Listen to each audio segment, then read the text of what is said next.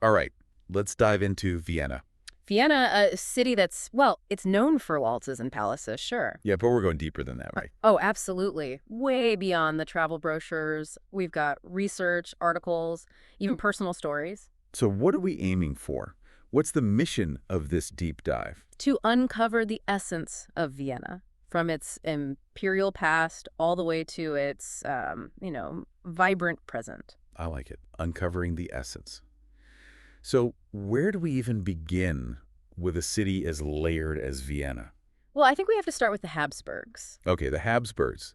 6 centuries, right? A dynasty that really shaped the city. Exactly. And it's not just about the dynasty, it's their impact. Their legacy is everywhere. Like literally in the landscape. Oh, for sure. I mean, the Hofburg Palace, Schönbrunn Palace, you can't talk about Vienna without them. They're iconic. Yeah. But it's more than just pretty buildings, right? Right. These palaces weren't just places to live, they were power centers. You can practically feel the weight of history in those rooms. It must be something to actually stand there, knowing emperors and empresses walked those halls, made decisions that, changed the course of Europe. It really is. And it's not just the big decisions, It's the everyday life, the scandals, the intrigues. Empress Sisi, for example. Oh, Sisi. Such a fascinating figure. Beloved by the people, but trapped by those same walls we're talking about. Exactly. She embodies the complexities of the Habsburg legacy, all that grandeur, all that power, but also the personal struggles. Even the Tiergarten Schönbrunn, the world's oldest zoo, tells us something about the Habsburgs. A zoo. Yeah, it was a way for them to show off their global reach, their influence. So every detail, every building, every park in Vienna whispers a story about the Habsburgs. But Vienna is also... music. Exactly. Yeah. And not just the kind you hear in concert halls. It's everywhere. It's the street violinist in the square. It's the opera singer practicing in their apartment. It's part of the fabric of daily life. Yeah. Speaking of opera, we have to talk about the Vienna State Opera. Have you ever been? Oh, it's an experience. The architecture, the acoustics, the history, it all comes together to create something magical. And then there's the music verein, the Vienna Philharmonic Orchestra. Their New Year's concert. It's like a global tradition. It really is. It broadcasts Viennese musical tradition to the entire world. It's amazing to me that even the central cemetery in Vienna becomes a musical pilgrimage. You have Beethoven, Strauss, Yeah. all buried there. It's like music and memory are inseparable in Vienna. They really are. Okay, so we've got imperial grandeur, musical mastery, but Vienna is also an art and architecture powerhouse. Oh, absolutely. And again, it's not just about looking at pretty things. It's about understanding the stories they tell. Like, for example, Klimt's The Kiss. At the Belvedere Palace, yeah. It's one of those paintings that just draws you in. But it's more than just a pretty picture. Klimt was part of the Vienna secession movement. What?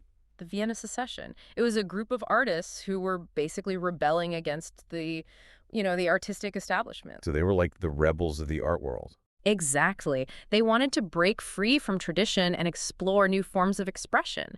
And their legacy is still felt today, Think about modern art movements. They all owe something to what those artists were doing in Vienna over a century ago. That's fascinating. So when we look at Klimt's work, we're not just seeing a pretty picture, we're seeing a whole philosophy. Precisely. And the Kunsthistorisches Museum is another great example. Amazing collection of masterpieces, from ancient Egypt to Michelangelo. But the building itself is incredible, a real testament to the Habsburgs' ambition, It's like they were saying, we're not just powerful, we're patrons of the arts, we're cultivators of culture. Exactly. And that legacy lives on. But let's switch gears for a bit. We can't talk about Vienna without talking about coffeehouse culture. Yes. And forget your Starbucks, your quick coffee on the go. In Vienna, coffee houses are an institution. I've heard they're more than just places to get caffeine. Oh, much more. Think of them as intellectual salons, where some of the greatest minds of their time gathered to debate, exchange ideas. We're talking about Freud, Klimt, even Trotsky, right? All regulars in these coffee houses. All of them. It was the place to be if you were an artist, a writer, a thinker. Imagine being a fly on the wall during one of those conversations. It's incredible to think that ideas that shaped the world were born in these cozy, caffeine-fueled spaces. It really speaks to the power of atmosphere, doesn't it? It really does. These coffee houses were the perfect breeding ground for intellectual ferment. Ideas brewing alongside the coffee. Speaking of brewing, I'm suddenly craving a slice of Sachertorte. Ah, the Sachertorte. It's more than just a chocolate cake, isn't it? It's an experience and a piece of Viennese history. Created in 1832 by a young apprentice baker named Franz Sacher. And the recipe's a closely guarded secret. Oh, absolutely. There was even a legal battle over it. Between Hotel Sacher and the Demo Pastry Shop, they both claim to have the original recipe. a pastry rivalry. I love it. So it's not just dessert, it's a story, a piece of Viennese history. Exactly, and that's what makes Vienna so captivating. Everything has a story, a layer of depth that goes beyond the surface. Okay, before we get completely lost in pastries, let's shift gears again. From coffee houses to, Green spaces. yes, Yeah. Vienna isn't all about imperial grandeur and opulent interiors. It's a city that embraces nature too. Absolutely. It's all about contrasts. You can go from the formal gardens of the Habsburg Palace to the sprawling Prater in a matter of minutes. The Prater, home of the iconic Riesenrad Ferris wheel. Built in 1897 for Emperor Franz Joseph's Golden Jubilee. That Ferris wheel has seen a lot of history. 2 world wars, the rise and fall of empires, and it's still standing. Still offering those amazing views of the city. It's like a silent observer, watching Vienna transform through the decades. A perfect symbol of the city's enduring spirit. And its ability to balance, right? To preserve its history while embracing change and progress. Exactly. It's a delicate dance, but Vienna seems to have found the rhythm. Vienna isn't just a city, it's a living, breathing organism, evolving while holding on to its roots. I'm curious to see how this balance plays out in other areas of Viennese life. Well, maybe we should explore that through its food. Food. Yes. After all, food is a reflection of a city's history, culture, and evolution. Now you're speaking my language. Let's dig in. So, Viennese cuisine. It's not just about what tastes good, It's about the history, the culture, the stories behind each dish. Okay, so we're not just talking schnitzel and strudel here. Well, schnitzel, yes, but there's a story there too. Take Wiener Schnitzel. Yeah. Breaded, pan-fried veal. Simple, right? But it actually reflects the influence of the Austro-Hungarian Empire. Really? Yeah, it's believed to have come from Italy originally, then made its way to Vienna, and evolved into the dish we know today. It's like food is a window into history. Exactly. It shows how cultures connect and influence each other. And then there's Tafelspitz. Tafelspitz. Boiled beef, served with all sorts of sauces and sides. Emperor Franz Joseph loved it. So very traditional, very Habsburg. Absolutely. Speaking of traditional, we can't forget about the Sachertorte. Oh yeah, the Sachertorte. We talked about the whole rivalry behind it. But the cake itself, it's something special. Have you ever had it? I haven't, but I've heard it's incredibly rich. Yeah. Decadent. Oh, it is. And that layer of apricot jam? Yeah, I heard about that. Adds a bit of tartness to all that chocolate. It's a symphony of flavors, and it's not just something you grab on the go, It's an event. You savor it. Exactly. In a grand cafe with a cup of Viennese coffee, the whole atmosphere, the history. It's an experience. It really is. Okay, but let's move away from food for a moment. Back to Vienna's intellectual side. Okay, back to ideas. We talked about those coffee houses as places where ideas were born. And there's one figure we can't ignore.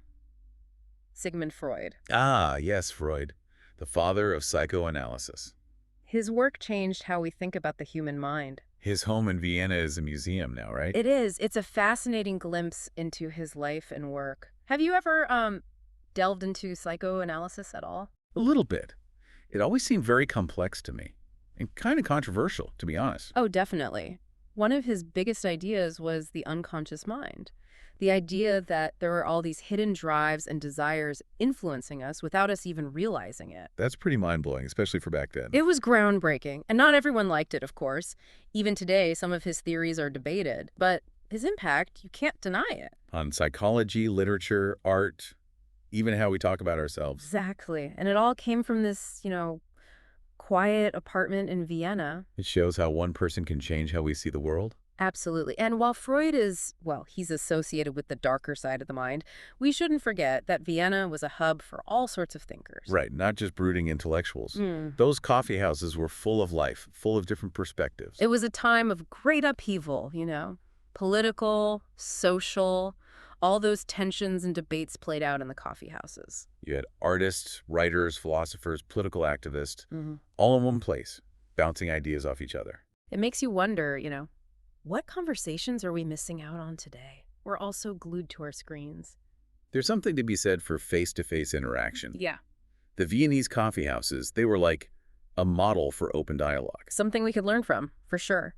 But Vienna isn't just about the past. It's a modern city with modern challenges. Right, how does a city so rooted in tradition stay relevant today? That's the big question. And what's interesting is that Vienna doesn't reject its past. It embraces it, but at the same time, it's looking towards the future. So it's not about becoming a museum city. No, it's about making that history relevant to the present, to the future. And one way they do that is through innovation. Innovation. Vienna is a center for cutting-edge research, Yeah. technology, science, medicine. They're pushing boundaries. But how do you balance that with preserving your heritage? It seems impossible. It's a delicate balance, but Vienna seems to have figured it out. They've realized that preserving tradition and embracing innovation, they're not opposites. They can work together. Can you give me an example of that? How does it actually work? Well, look at what they've done with old industrial areas. The gasometer complex, for instance. The what? The gasometer, it was a huge gas storage facility. Now it's apartments, a shopping mall, a concert venue, even a university. They took something old and industrial and gave it new life. While keeping its character, right? Exactly. And it's the same with their architecture. They're building modern structures, but they do it in a way that respects the historical surroundings. It's all about blending the old and the new. Vienna is like a masterclass in how to do that. It really is. Yeah. And there's a lesson there for all of us. Progress doesn't mean forgetting the past. It's about finding that balance. Exactly. Yeah. And that's what makes Vienna so unique. You can walk down cobblestone streets, see palaces that are centuries old, and then walk into a cutting-edge museum or tech lab. All in one afternoon. It's a city of contrasts, but they all come together to create something truly special. And that's what we've been exploring, right? Yeah. The essence of Vienna, all those layers of history, culture, and innovation. Exactly. All right, so we've covered a lot of ground here. Grand palaces, the coffeehouse culture, the music, the pastries. Even delved a bit into psychoanalysis. We did. But now I'm curious. What about the Vienna of today? How does a city so steeped in tradition stay relevant in, well, a world that's changing so fast? It's the question, isn't it? And what's fascinating to me is how Vienna doesn't try to hide from its past. It embraces it. Exactly, but it also keeps an eye on the future. So it's not about becoming a museum city, frozen in time. Right. It's about finding ways to make that history relevant, to connect it to the present and even to the future. How do they do that? Well, I think a big part of it is their commitment to innovation. Vienna is a real hub for research, especially in technology, science, medicine. They're not just resting on their laurels, They're pushing forward. Absolutely. But it's a balancing act, right? Yeah. How do you push forward without losing what makes you you, without losing that cultural heritage? That's the challenge. But Vienna seems to have found a way. They understand that preserving tradition and embracing innovation, they're not mutually exclusive. They can actually work together. Exactly. It's not either. Do you have an example? Like, how does that actually look in the city? Well, think about how they've revitalized some of those old industrial areas. Like the gasometer complex. The what? The gasometer, it used to be this massive gas storage facility, totally industrial, but now it's been transformed. Apartments, a shopping mall, a concert venue, even a university. They took something old and gave it new life. While still keeping some of that original character. Exactly. And their approach to architecture is similar. You see these modern buildings popping up, but they're designed in a way that fits with the historical surroundings. It's like a conversation between the past and the present. It's really impressive how they do that. It is. It's a lesson for all of us, I think. We often think progress means leaving the past behind. But Vienna shows us it doesn't have to be that way. It's about finding that balance. Exactly. And that's what makes Vienna so captivating. You can be walking down these old cobblestone streets, admiring these palaces that have been there for centuries, and then you turn a corner and there's a cutting-edge museum or a tech lab. It's a city of contrasts. But they all work together to create something truly special. And that's what we've been trying to explore in this deep dive, right? That essence of Vienna, all those layers of history, culture, innovation. From the Habsburgs to the coffeehouses, from the music to the art scene. It's been quite a journey. It really has. And I hope, maybe it sparks some curiosity for our listeners. Maybe they'll want to explore Vienna further through books, music, even a visit someday. Vienna is definitely a city that's worth exploring. Yeah. And this deep dive, it's given us a great place to start. So to our listeners, I encourage you, dive in, explore Vienna. You won't regret it. And remember, there's always more to discover, more layers to uncover. Keep exploring, keep questioning, and keep diving deep. Until next time, happy diving.